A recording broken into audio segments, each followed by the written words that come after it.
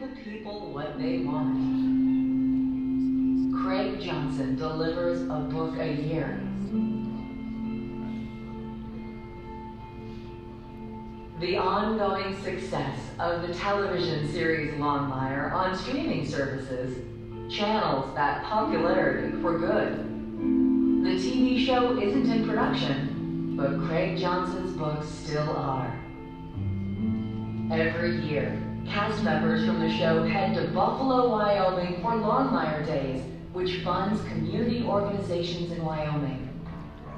The popular Western crime series has even inspired a literature class at Sheridan College. No need for term papers here in Spokane. Please welcome back for his third trip to the Northwest Passages stage, best-selling author Craig Johnson.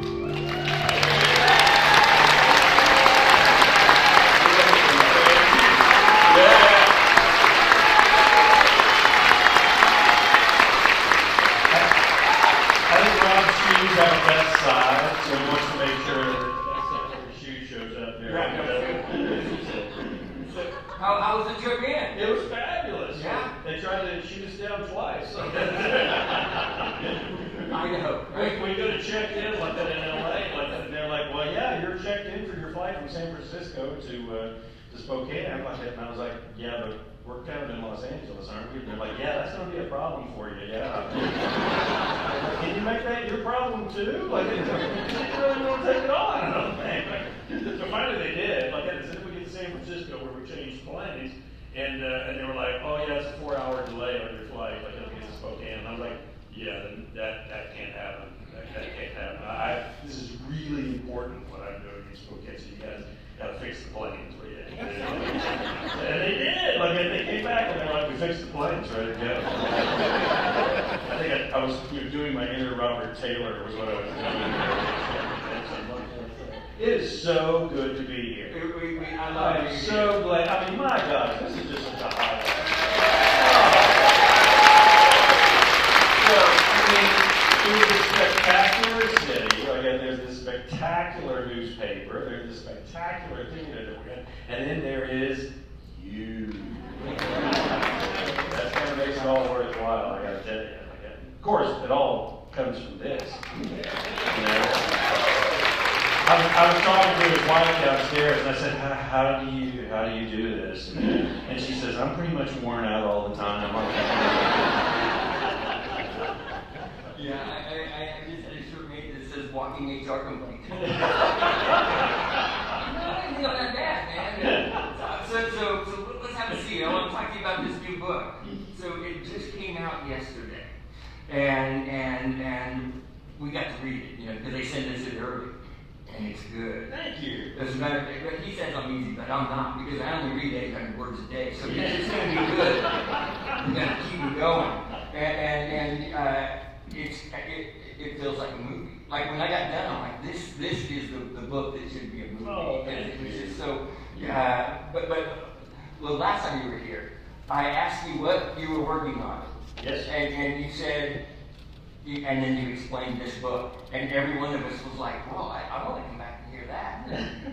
Tell us the plot again. The plot for the Longmire Defense. Yeah, the Longmire Defense. Okay, well what happens is that Walt's called in like on a search and rescue mission like that, and that's kind of one of the fun things about the books is that Walt is not a homicide investigator, he's just like doing a murder case every time. He's actually dealing with a lot of the things that sheriffs have to deal with, especially, western sheriffs, like where we have counties out here that are as big as New England State. And so, he's called up on the search and rescue, like he's up on the mountain, like that, and he finds this woman because he comes to the conclusion that people don't get lost going uphill, they get lost going downhill. And so he finds her first, like, and brings her out like that. And so his radio doesn't work, so he has to borrow her cell phone because, of course, he doesn't have one.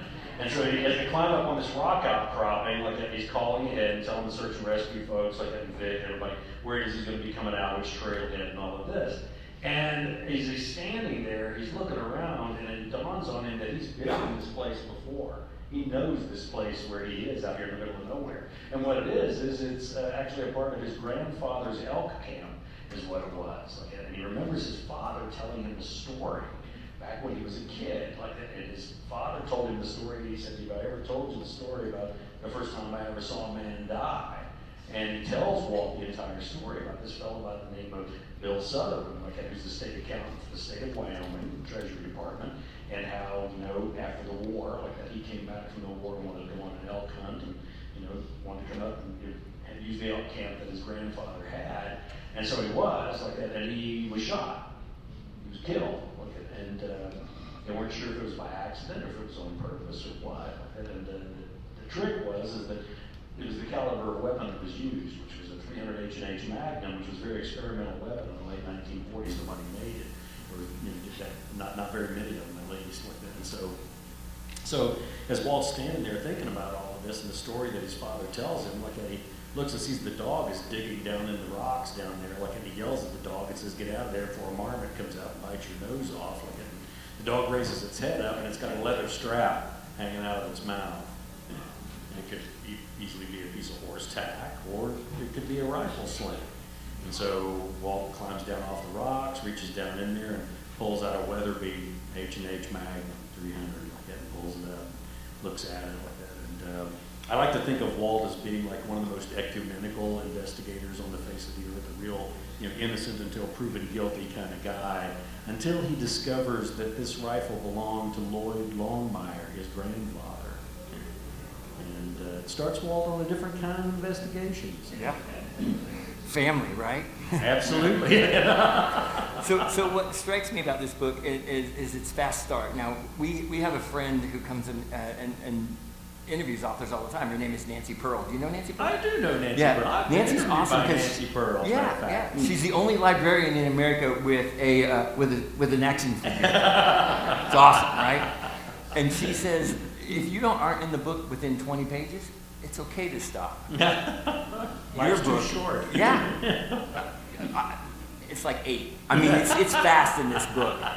Do you have a theory, or how do you make them become so interesting so fast? Oh, I think you just I've heard enough good storytellers, and I mean that's the thing. I mean, and it was Tony Hillerman who told me that. He said, you just got to remember to tell a good story, Craig. And he said, you've set across enough campfires, you've rocked in enough rocking chairs, snapping beans, and heard enough people that know how to tell a good story. And it's important to have social implications. It's important to have really good character development, all these different things like that. But you better tell a good story, or else you're going to be out of there quick. Well, that was what grabs me first. Is it's so fast to get into it. So, and I loved it. And the one thing that you realize, and it's a lot harder in Walt's life than mine, is that it's a very complicated family now. So talk about Walt's relationship with his grandfather. Well, I mean, he's the relationship with Walt, his grandfather, is a really rocky road, and always has been. It's been kind of intimated in a number of the novels, and so, but we've never gotten any real details about what it was that was the problem between them. Of course, where I come from, they tend to refer to it as two bulls in a paddock.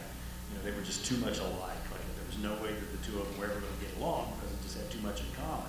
And so the only common ground that they could find was the chessboard, which kind of indicates what the title of the book is, the Longmire Defense, and what it was is it was the common ground, the neutral ground that grandfather, and child, could approach each other on And I think that Lloyd, for all of his rough edges and everything, he had a reason as to why it was that he was teaching Walt how to play chess. And one of the main reasons being he was trying to teach him how to use his mind, how to work at least 1, 2, 3, 4, 5, 6 moves ahead of everybody else. So in many ways, he's actually responsible for Walt being as good of an investigator as he is, and maybe even responsible for him to have survived as long as he has. And that makes up a lot of the book. As a matter of fact, there's a chess expert later on in the book, a Russian chess expert, when Walt's explaining the Longmire Defense, and he's like, and when did he use this? Your grandfather used this on you? Walt explains years, because that's at least 13 years before it was ever used in professional chess. And he looks at Walt and he goes, your grandfather used it against you when you were a child? And Walt's like, yes, he did. the chess part is great. And did you play a lot of chess before? Because it reads like somebody who plays chess. Oh yeah. I mean, I had one of those grandfathers. Like, once again, it's just not that much different. There's a lot of things I draw from, within my life like that. I mean, you've heard me say before, like, my favorite quote on writing is the one by Wallace Stegner, where he says, the greatest piece of fiction ever written is the disclaimer at the beginning, and it says, nobody in this book is based on anybody alive or dead. And so, my grandfather had a chess set like that, and that was one of the deals. If you wanted to go to his house, you wanted to have dinner like that, you had to play a game like that, and he was ruthless like that. He would pound you to death like that. I mean, my grandmother would let you win, but my grandfather would not, ever. So I have to skip ahead because you went to chess earlier than I was ready to. So the next part that hit me was you feel like what's going on in the book, and then all of a sudden everything changes. After the 8th time, it was kind of evil. I mean, it's like the cowboy version of M. Night Shyamalan, only not. Well, that's the thing. You've really got to have the opportunity to kind of switch things around a little bit. And the other thing is Walt's pretty good. He's a pretty good detective. He's a pretty good investigator like that. So if I'm going to challenge him, then I'm going to have to come up with something that's going to be a little bit complicated for him to deal with. And then, of course, there's all his life is going on in the meantime, like that. It's not like everything gets put on pause while you're doing this stuff, like that. And so he's got an awful lot of complications in his life that are happening, which lead to him, maybe making some, really positive, movements forward in his life, or maybe some big mistakes, And so it's all just part of the life, I think. So, if you're a fan of Vic, this is the most stressful book ever. Absolutely. It kind of takes a little bit out of you on this. Yeah, one. I'm not going to tell you what happened. But she's a very opinionated character like that, and has some strong feelings about things like that. And so sometimes Walt underestimates that a little bit. Yeah. And the blowback is sometimes a little bit much, I'm going to have to admit. Well, look, Vic is one of those characters when you don't have a lot of her in the book, you start to get worried. You're like, what the heck is going on? Well, there's that, but then there's also that I always tell people, if you get pulled over in Absaroka County, you want to be pulled over by Walt. You don't want to get pulled over by Vic. So you have to be careful about what all I say like that, because my wife is sitting down here in the front row. And, people sometimes ask me, they say, where do you get the character? I mean, you say you borrow a lot from your life and everything. Where do you get the character of Vic? And I'm like, my wife spent the majority of her adult life in Philadelphia. And if you want to hear language like that, you should go to Philadelphia, really you should. And she's a fan of all the Philadelphia sports teams, which is a certain purgatory into itself, And so, I'll be upstairs working like that, and she'll be downstairs watching the Flyers or the Eagles or the Phillies or something like that, and she'll be yelling at the TV, even though I've told her, honey, they can't hear you on the TV, they can't hear you. She'll be yelling at the TV, and the language that she uses, and it's the combination of the language. I'll be up there working, and I'm like, oh, that's a good one, I gotta write that one down. Never heard those 3 words used together like that. So, last time we talked, I told you I was really worried about Walt's health. Let me show you what I'm talking about. I'm trying to make an illustration of Walt after one of his books. Right? I don't even know how many things he's had done to him that have been awful. I actually have, because I think it was in Land of Wolves where Walt has to go in for insurance purposes and get his his examination, and Isaac Bloomfield's going through all the things that have happened to Walt over the years, and he finally looks at Walt and he's like, "You're holding up really well." So that's what made this so stressful, because you're reading it and you're like, wow, nothing bad has happened. Something bad is going to happen. And I don't want to give it away, but how it happens made me very weirded out. Just trust me. You're going to go, wow, I didn't even know that could happen. Well, I love talking about the new books, but I want to widen the universe here a little bit. So I'm ready. Look, one of the things that's amazing about your show is that that they quit production in 2017, right? And when A&E produced it, I don't know if y'all knew this, when A&E produced it, it was the #1 original show in A&E's history. And crazy, right? And you know why they canceled it? It's because they didn't think it had a good audience between 18 and 34. No, you know that's not true. Yep. That's not true. Like what Okay. happened was they wanted to buy the show. Yeah. They wanted to buy the show from Warner Brothers, and Warner Brothers wouldn't sell it. And so they said, well, if you don't sell it to us, we're going to cancel it. And Warner Brothers was like, you're going to look kind of silly canceling the highest rated scripted drama you ever had. Like, well, as I've said numerous times, don't ever try and underestimate the intelligence of TV executives, okay? You can't go that low, okay? Like, don't even try. So they did. They canceled it. Like, and so then there was this major uproar, which, you you cancel the highest rated show you've ever had, people are going to be upset. Like, and so they knew they had to kind of put a spin on it, because that's the way everybody does anything these days. And so they said, we've got to put a spin on it. So what we'll do is we'll just say that it didn't draw in the proper demographic. Yeah. That's what it was. It didn't draw in the 14 to 30 demographic. Yeah. And you know what I learned from that? Don't piss off everybody over the age of 30 in America. Really. Because they've been to the rodeo and they're happy to tell you what they think. And boy, did they ever. Like, it was really kind of horrifying. I felt bad for A&E. I felt sorry for that. Well, that's kind of you. So then Netflix, this becomes one of the first times where they're credited for saving something worth saving, right? And it's huge again. And I want you all to do this. Everyone here has Netflix, right? Go where it says most watched. This show hasn't been produced since 2017, and Longmire will be in the top 20 every week. That's so cool. I know. I don't know what to make of it. It's kind of odd like that. But I think what they thought was, okay, we've got this little Indian cowboy show, but here in a couple of years we'll be able to cancel it and get rid of it, and that'll be the end of it.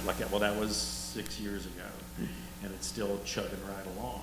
So you would think somebody over at Warner Brothers would say, hey, since we're losing all our money on all these superhero movies, maybe we should do Right.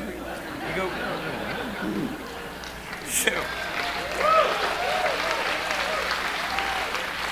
But if they did bring back another superhero, don't you think one with shoes like this would be a Thank you. I appreciate that. So I want to talk about the characters, because I think the characters are different. They feel different in the TV show than they do in the books. Like Walt is, to me, way funnier in the books than he is. Thank you. So how do you handle the differences between the two? Well, when you go into this kind of thing, you kind of have to go into it with your eyes open and realize, that they've got certain things that they are going to do that are going to be different from the motivations that you have as a novelist. And one of the big things, when it was on A&E, it was a 42-minute teleplay. It was 8 minutes of commercials, 42 minutes of material like that. And so the problem is I knew a lot of the TV writers that worked on the show and the directors and producers that worked on the show, and they could write really funny stuff. They did really great stuff. One of my favorite scenes that was in one of the scripts was whenever Bob Barnes, it was played by John Bishop, gets work service, has to come in and do community service for the sheriff's department, and so they make him paint the entryway. They make him paint the stairs and the entryway of the sheriff's department. And there's a part where Walt comes in and he's like, Bob, the job's going kind of slow, isn't it? And he's like, well, Walt, anything worth doing is worth doing right. And Walt starts going up the steps, and then he stops, comes back down the steps and reaches into the paint bucket and pulls out the can of Rainier and takes it up the steps with him.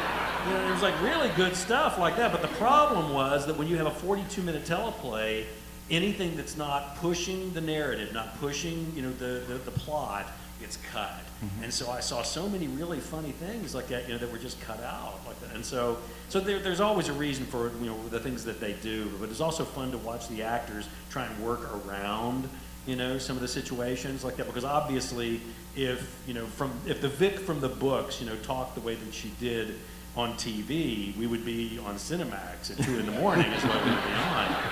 And it was really kind of fun because I shouldn't say this like that, but if you watch the show very carefully, you can see Katie say Vic's signature word under her breath about 5 times like that, and the censors never caught it. I was like, that's pretty slick, good job, But that was just approaching it as 2 separate but equal universes and realizing that they're going to do things a little bit different. And I think whenever you go into a situation like that, where it's a collective of artists, it's like any other business. When you hire all these incredible people for your newspaper, what's the most important thing? Leaving them alone.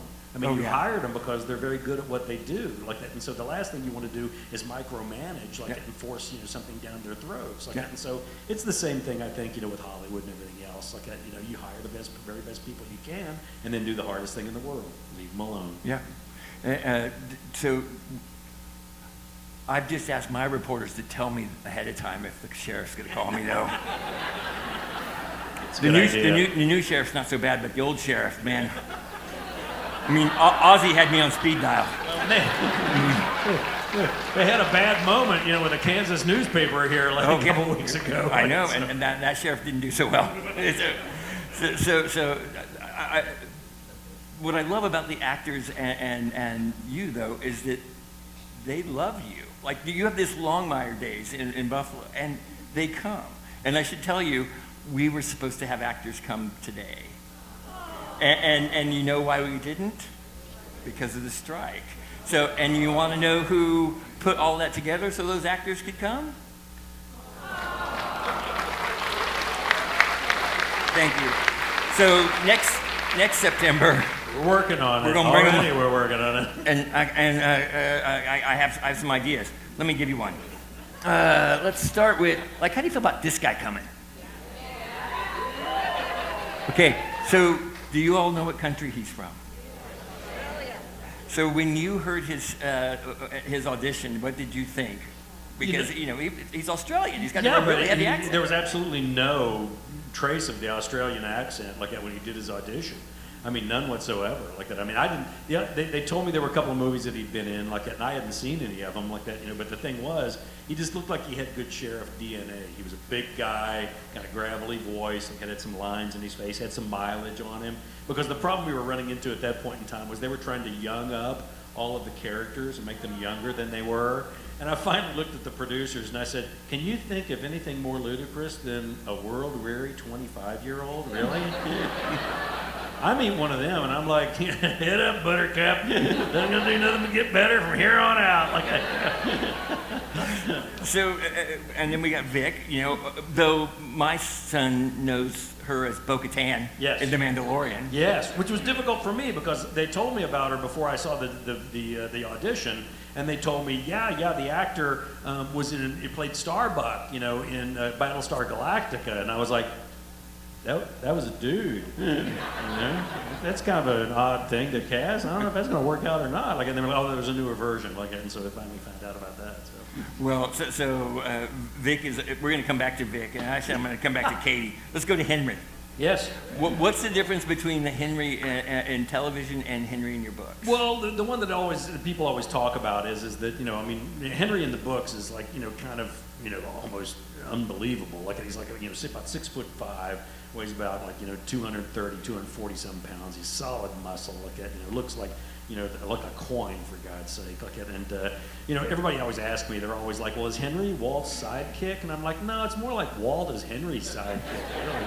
When you get right down to it like that. And it was so funny like that because I remember when we were in the hotel there in Santa Fe the very first night like that, and Lou was there. He walks up with a beer, handed it to me, a Rainier, and he handed it to me like that, and he turns around and he looks, and like Robert and Katie and Bailey and a bunch of them were all over next to the bar, and he turns around and looks and he goes, "Shit."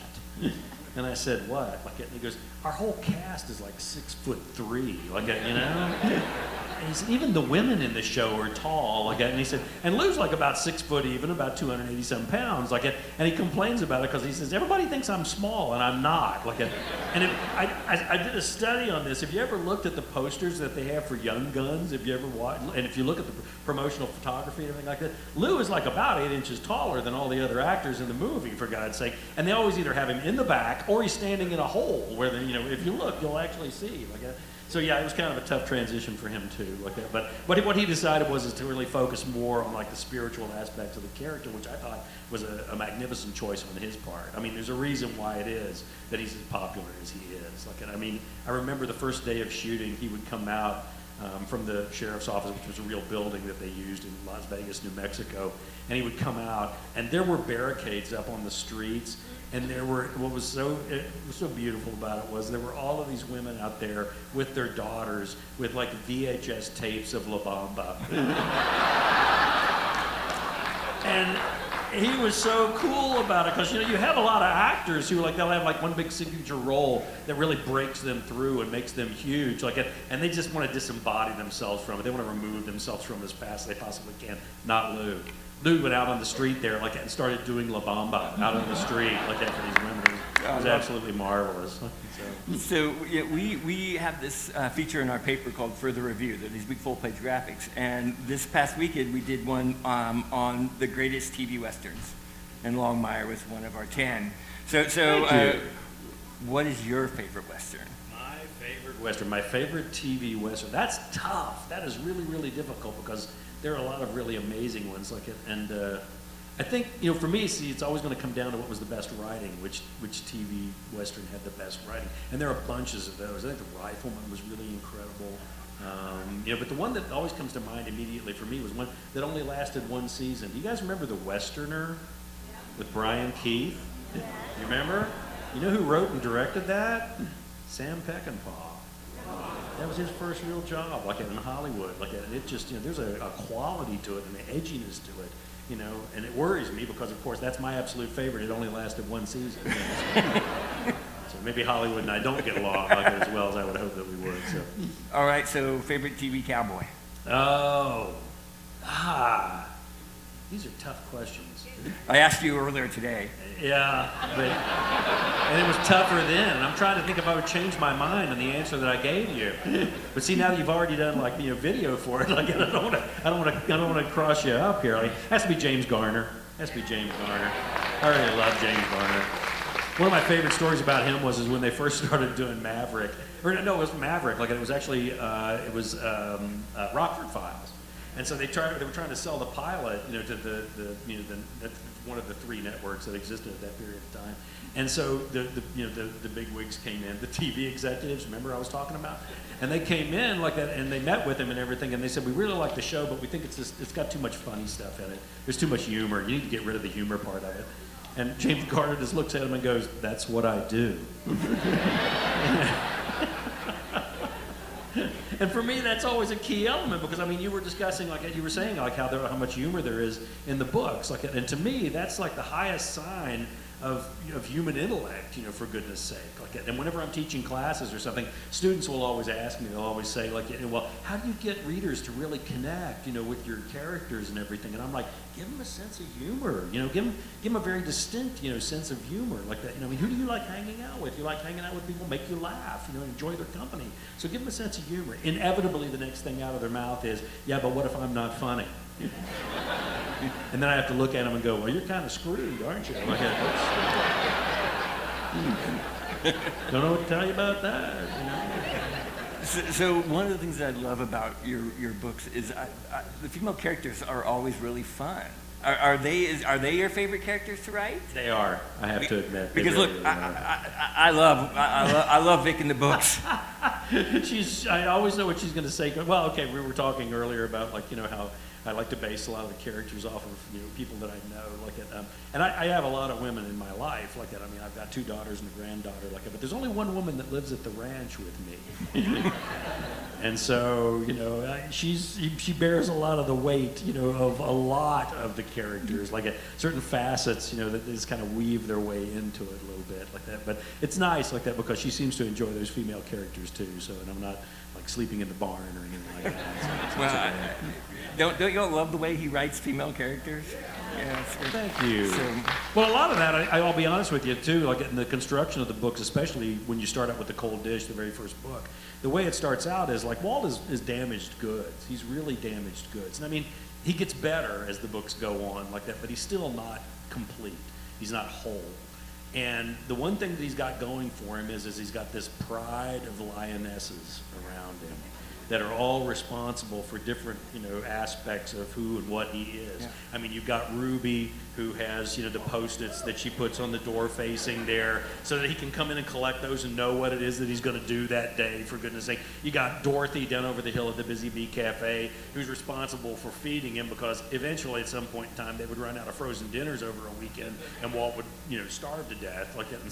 And then, you've got Vic, like that, who's a constant challenge to him you know, on a day-to-day basis, moment-to-moment basis, like in a number of different ways. Like, and then he's got the daughter, Katie, like that, who at the beginning of the series of books was kind of this removed quality, like she was all the way across the country in Philadelphia, and then came back to Wyoming, but is down in Cheyenne, which is practically like being in Philadelphia, like it's like 7 hours away, like, you know, in the middle of the winter, you got to forget about that. But, you know, but it's that kind of like last aspect of his heart that's still connected, you know, even though his wife is, you know, is gone. And is he ever going to get it completely over that? No, he never will.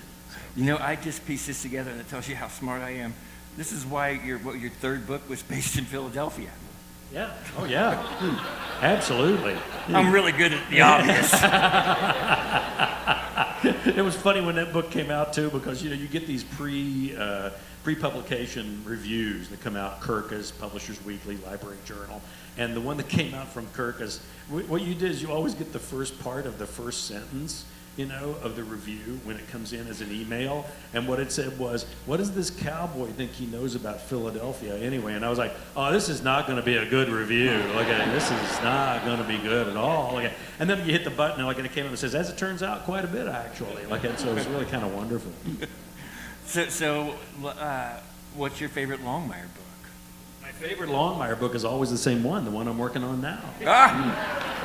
Great. And that's not a smart aleck answer. I mean, what that basically is just that's the one that you're, you know, buried in right now, the one you're doing the research for, the one that you're involved in, the one that you're doing all the writing. And so it's like preoccupies. It's really, you know, what's got all of your attention at that point in time, which is the one that I'm working on now, which is actually called First Frost. If you want to hear about it. Why don't you tell us about your new favorite book? You know, my new favorite book? Like, absolutely. Like, and now, first of all, like, how many of you know, like, that whenever you, I get this question a lot, like, it's like, when do cowboys switch over from wearing their straw hats, you know, to their beaver fur hats? When do they do that? First frost. So when you have a first frost, you change your hat. Like, and so that's the title of the book, where that comes from. Like that. But what the book is about, it mostly takes place in 1963. And what happens is Walt and Henry graduate from college, like that, and lose their deferment and receive their draft notices for an all-expense-paid trip to Vietnam. And so they get ready to go. Like, well, what happens is Henry has to go to Tigerland in Fort Polk, like in Louisiana. And Walt has to go to Paris Island, off South Carolina. And so what this leads to is a 1963 road trip with 22-year-old Walt and Henry on Route 66 is what it turns into. And so the big question becomes, how far do they get before they get into real trouble? Okay. Not very far, okay, at all.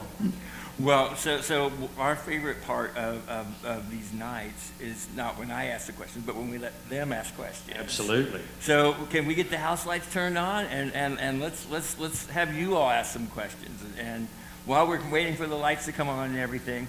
So you, I have a problem writing like once or twice a month.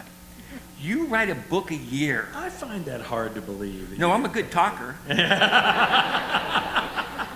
You just need somebody, a scribe, to go along behind you and write it all down. That's what you need. You know, that's a good idea. So let's do our first question. So come on, now, right over here in the front. Okay.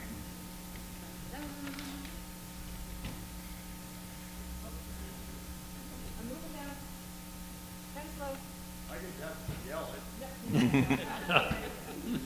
just curious.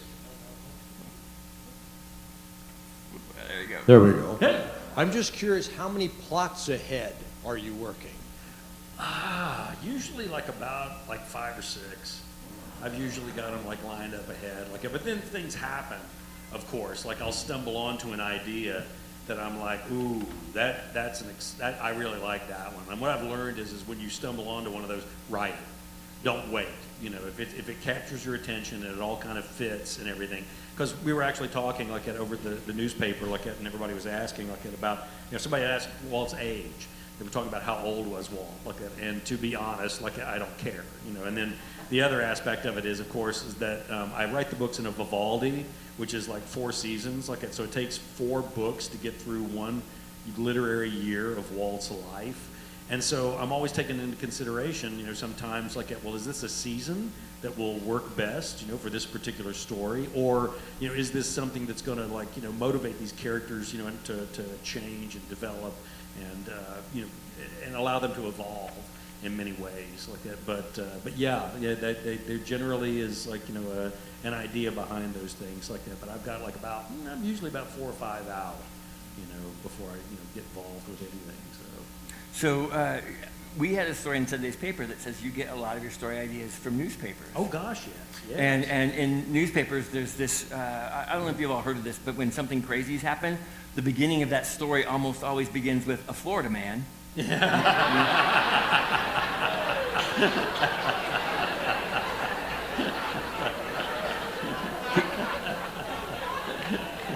Hear me out. I mean, we're right on the border of Idaho, dude. I'm not saying that we have a lot of stories that begin an Idaho man.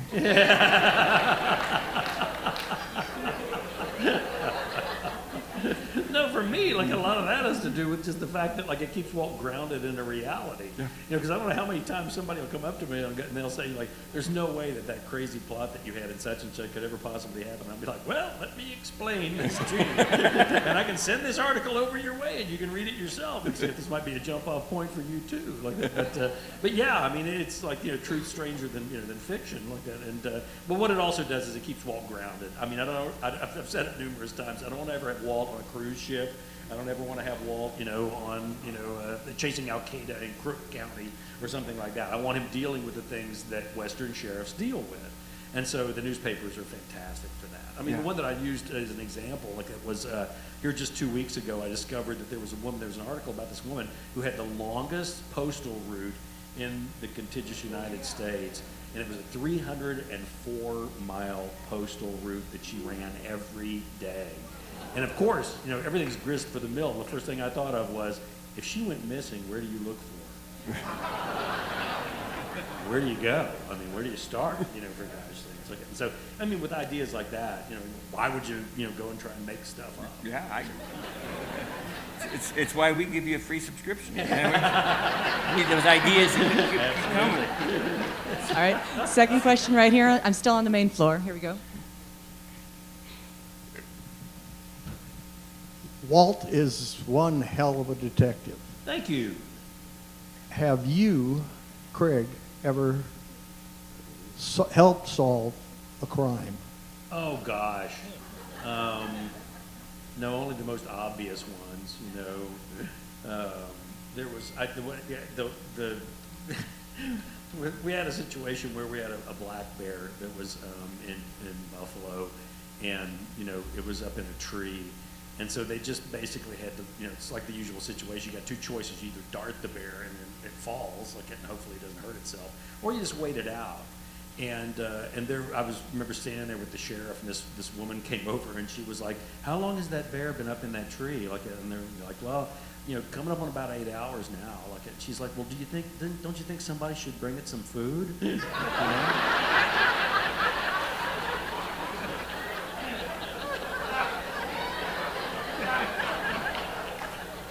And the sheriff's standing there trying to think of what he's going to say, and I was like, "We'll get the food if you want to, climb up there, get the phone ready." So I help in obvious situations like that. Hi, Craig. Thanks for coming. Oh, you bet. So, who are some of your favorite authors, and how much time do you give yourself to read those other authors? Oh, I think the biggest mistake you can make as a writer is to not read. I mean, that's what gets you started. Why else would you want to write it unless you read something that you thought, wow, that just is amazing. And it makes me feel like I can do that. And that's an amazing thing too. Because a lot of us feel like we can do it, but then you got to sit down in the chair and type and actually do it. There's a reason why it is that Henry's bar is called the Red Pony. And there's a reason why it is when Walt on the TV show is testing out new deputies, he has them read Of Mice and Men. One of my absolute favorite writers of all time is John Steinbeck. I just love John Steinbeck. I think he's fantastic. I think he's one of those writers that, when you were talking about seeing a movie in your head, everything that he writes, it just seems so, cinematic. Everything just works so well. It just flashes the images up, and it's all up there, in that interior screen that you have in your mind, like that. But he's spectacular. Comedic writers are tough, like that. It's really, tough to find writers that you think are funny. But there's this one guy by the name of George MacDonald Fraser, who was a Scottish writer that wrote a series called the Flashman series, who was the most incorrigible and scrupulous individual you could ever possibly want to meet. But you like him because he's funny all the way through.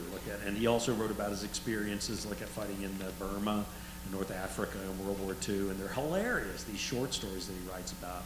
And so that's a couple right there like that. But I can go on and on and on. Like Westerns, of course, at some of my favorites, like Jack Schaefer, who wrote Shane, and Monty Walsh, and then I can go on and on forever like that. But it's always going to come down to is it good writing?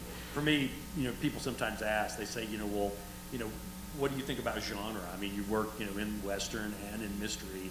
What are your feelings about genre? I have to be honest with you. I don't think genre exists. Genre is just a way of selling books. If they can compartmentalize a book, and put it out there and get you to buy it by saying it's this type of book, then that's what they're going to do. There's really only two genres of books: good books and bad books. We should all try and read the good ones.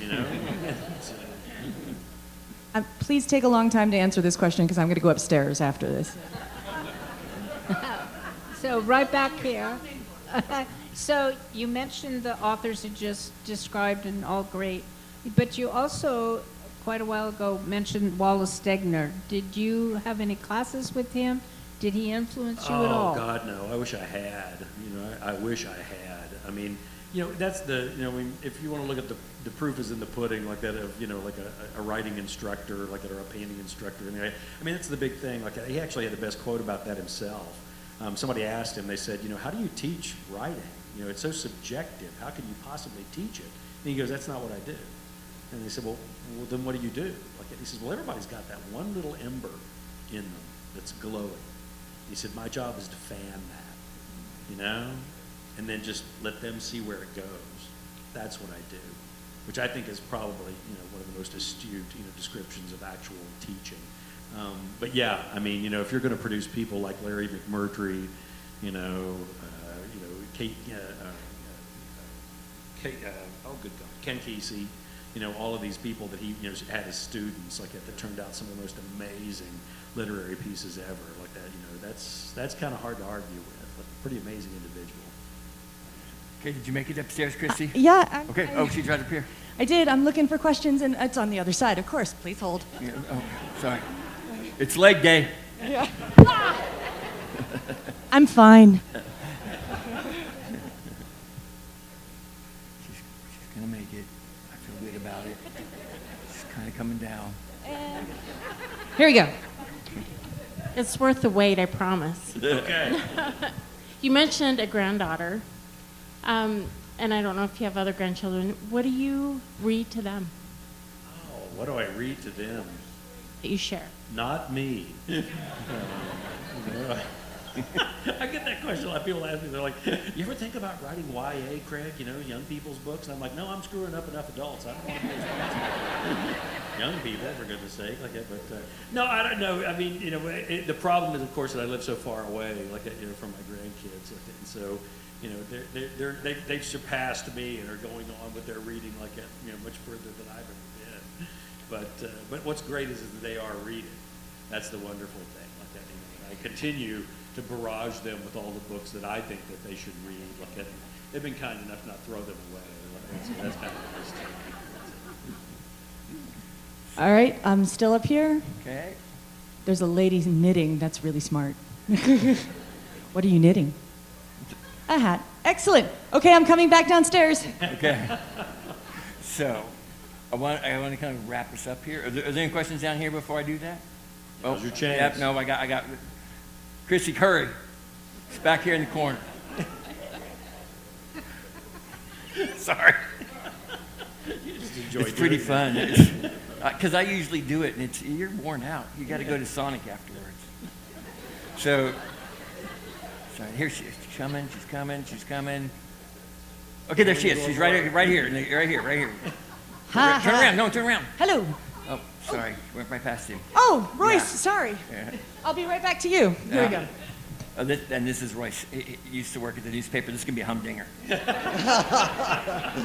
I love that Walt is so vulnerable and he's indecisive and has to work things out. Are you going to ever let him grow up? Now what? Now I didn't catch all that. Now what was it? Are you ever going to let Walt grow up? Am I ever going to let Walt grow up? No. No. No, I like him the way he is. I do too. I do too. I like those childish aspects of him, Yeah. like that, make him naive, like Exactly. and he really honestly believes in people. I mean, he honestly thinks that people by nature are good and will do the right thing. And those are some classic elements that enable him to continue to do what it is that he does. If he was to adopt that kind of noirish kind of attitude, I don't think, because that was kind of how I got started on the books. Like that was, is that 20 years ago, everything that I read in crime fiction were these noirish, gritty, urban books about alcoholic detectives beating their wives and burying bodies in the backyards and all this kind of stuff. And I just thought, I don't know if that's particularly the case. Like, I think, and that's when I thought, okay, well, what if you do the sheriff of the least populated county in the least populated state? Like, and I was talking over the newspaper. The thing I did not take into consideration, though, was how many people you can kill in the least populated county, in the least populated state, before it kind of gets stupid after a while. So that's become a little bit of a challenge, like that. But I do Walt home and away. Like that is what I do. I get him out of the county, like that, so it doesn't become murder capital USA. So you won't give Walt a cell phone? No. What about an Apple Watch? No. I had he accidentally requisitioned a computer in one of the books, like that, and so of course, like that, the whole staff is trying to teach him how to use it during the entire book, and finally by the end of the book, they just took it away from him. And said, but it was interesting, like to see he just for me, like it's a couple of different things. First of all, I'm not the most technologically advanced individual on the face of the earth, like that, and so it's easier for me to just kind of ignore technology to a certain extent. The other thing is, I'm going to tell stories that I've told over there at the newspaper. Like that was that I was doing a European tour, like that, and I was there with like an Italian, a German, and a French writer, and we're on this panel.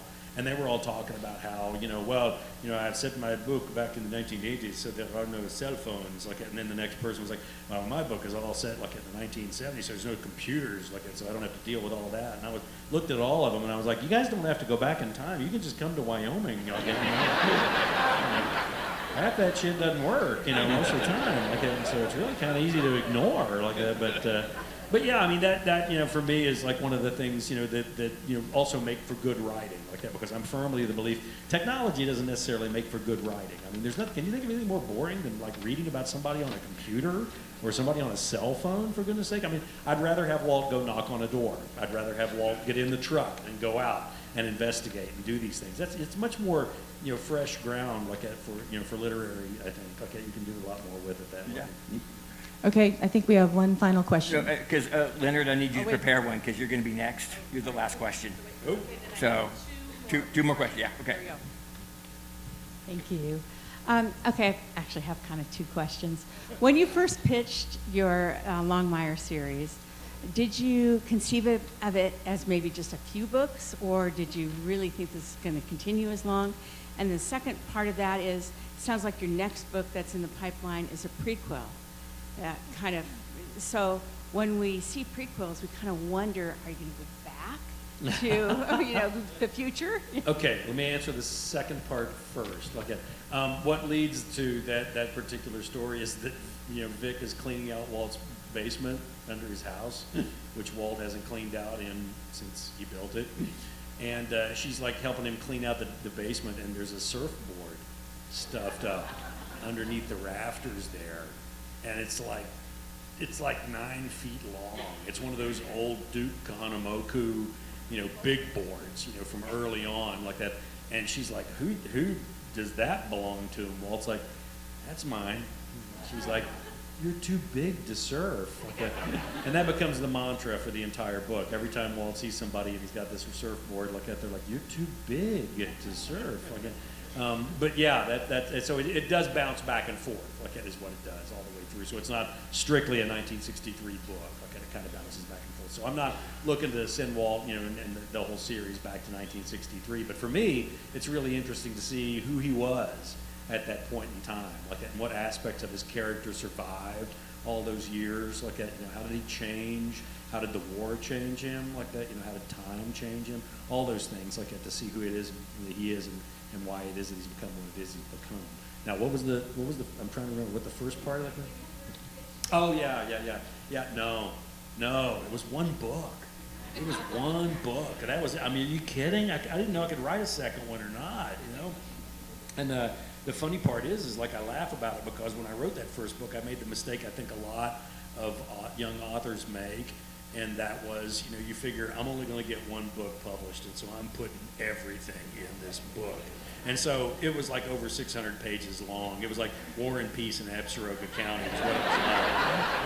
And so, when the agent got a hold of it, the first thing she said was, you're going to have to cut at least 200-300 pages out of this thing for us to be able to get it published. And I was like, okay. And it was a valuable lesson, like that, because I learned, okay, what needs to be in this book, what doesn't need to be, in this book. Okay. And so that's when Catherine Court, who at that point in time was the president of Penguin, said to me, and she was my editor that had picked up the books, and said, we really think you should think about doing this as a series. We just really love these characters. We love this place. Would you consider doing that? And I was like, this is me without the knowledge of even having had like one book published, started arguing with the president of Penguin, and I'm going, yeah, no, I don't think that'll work. I don't think that's a good idea. Like, but I got some other ideas I want to bounce off of you, see what you think about these. And she was like, why don't you go back to your ranch and sit down and think about it? And so I did, and Judy was the one that broke the news to me. She was like, do you remember what you were like when you finished that book? And I was like, no, what? And she was like, you went into this depth of depression. You were like really depressed for like weeks afterwards, because what it was like a mass death. It was like all of these characters were suddenly gone, and I was never going to see them again. And so what Viking Penguin was trying to do was throw me a lifeline, and let me continue these characters some more. So I agreed. I said, okay, I'll do 4 more. I'll do 4 more. And then I did 4 more, and I never looked back.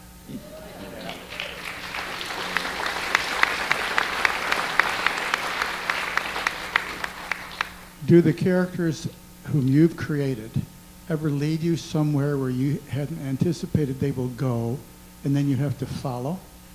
I've got some theories about that, because you hear a lot of authors, they'll say, well, the characters just, they do their thing, and I just get surprised by it and all this kind of stuff. Does it worry you guys that people sitting in a room by themselves hear voices? That worries me, whenever I think about that.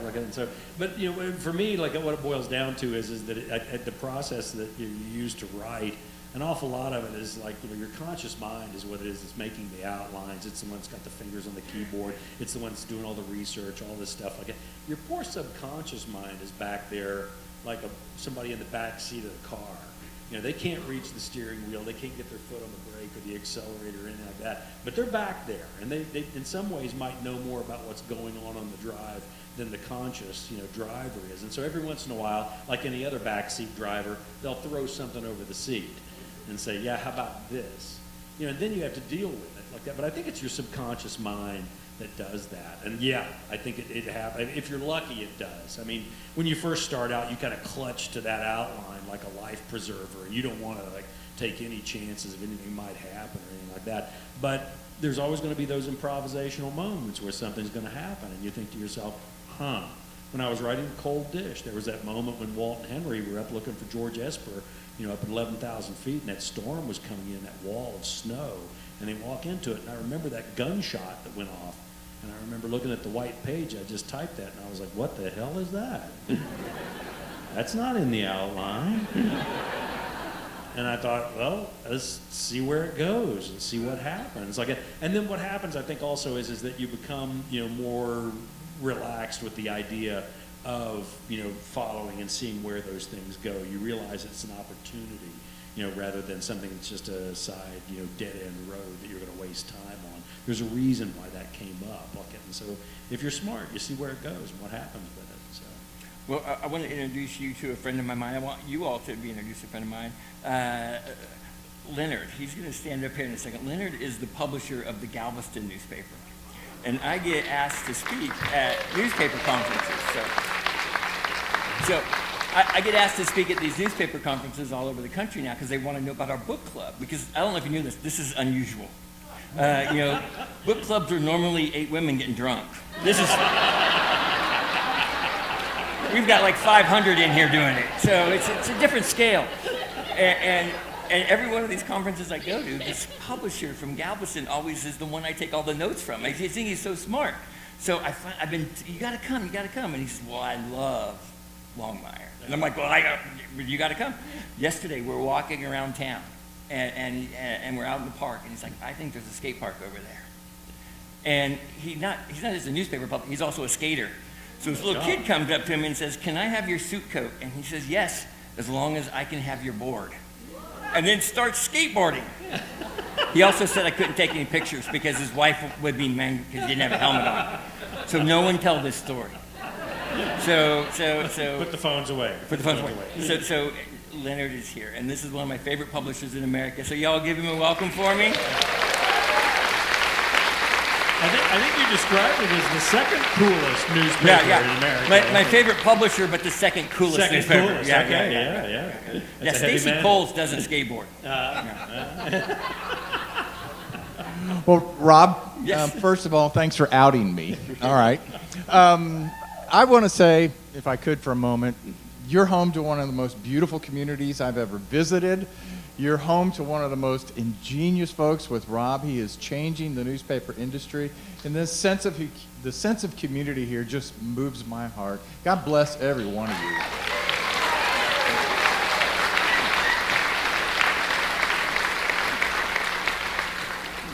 And I do want to thank Craig for bringing one of the most wonderful universes of characters in modern literature. I mean, I came to your books after seeing the show, and when I close that book, I feel like what your wife had mentioned. I feel like I'm losing some friends till the next one comes out, so I feel so fortunate. You're continuing to do that. And one last thing that you've done, you may not know it, you have elevated the awareness of the Native American plight in modern America.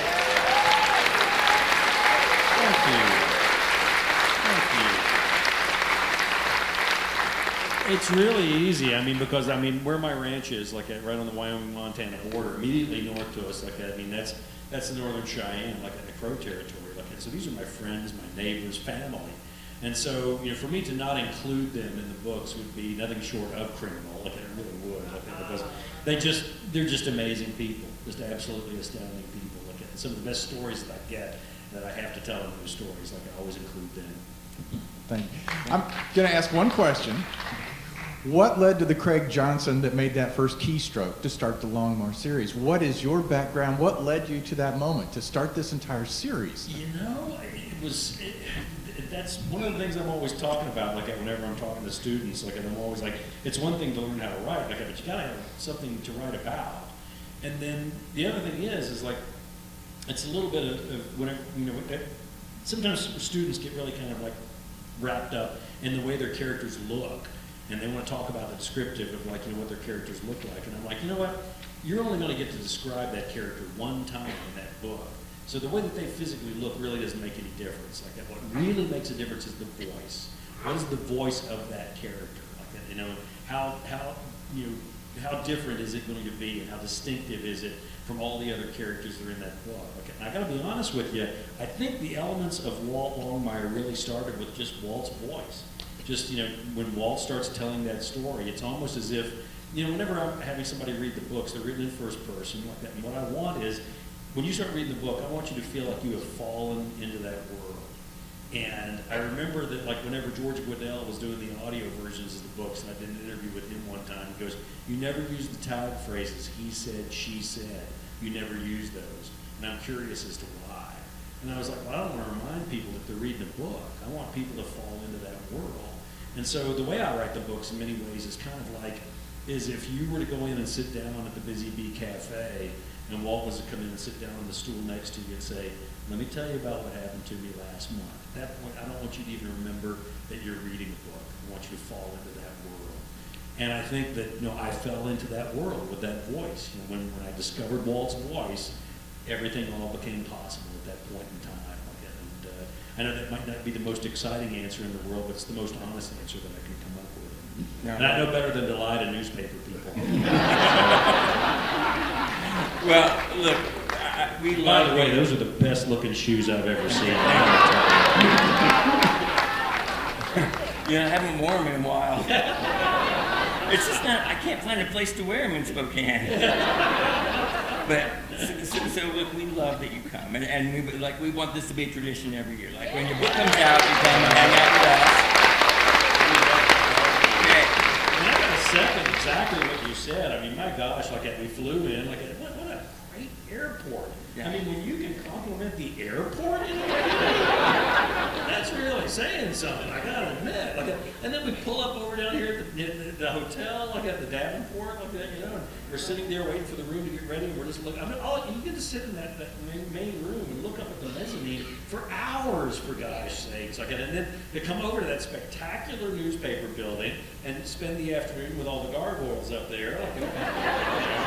Really? And then there's some stone sculpture other than rock, too. And then to come down here to this absolutely magnificent theater. I mean, it's just, boy, what a treasure trove that you have that has not been lost. Because in so many communities across the country, jewels like this don't exist, because people didn't take the time to make sure that they got to exist. Yeah. Well, we love that you're here. And last year we said we were making you a gift, and it didn't arrive in time, and it arrived. It's glorious. You're not going to get me shoes like that, are you? No, we had a belt buckle made for you.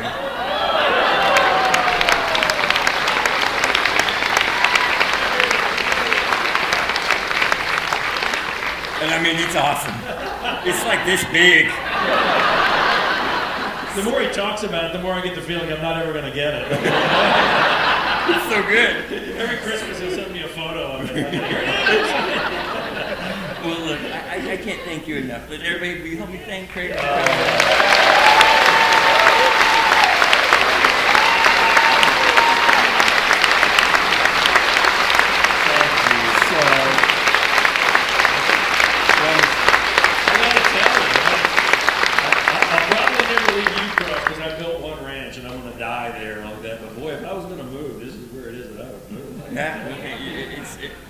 Newspaper editors, we move every 5 years, and I'm never moving again. This feels like home to me. So, did you all enjoy having Gabrielle play for us before? Yeah. So we have not just this book, but almost all of your books out in the lobby. So I'm going to have him walk out. And while he's walking it out to get ready to sign, I'm going to tell you what's next. So.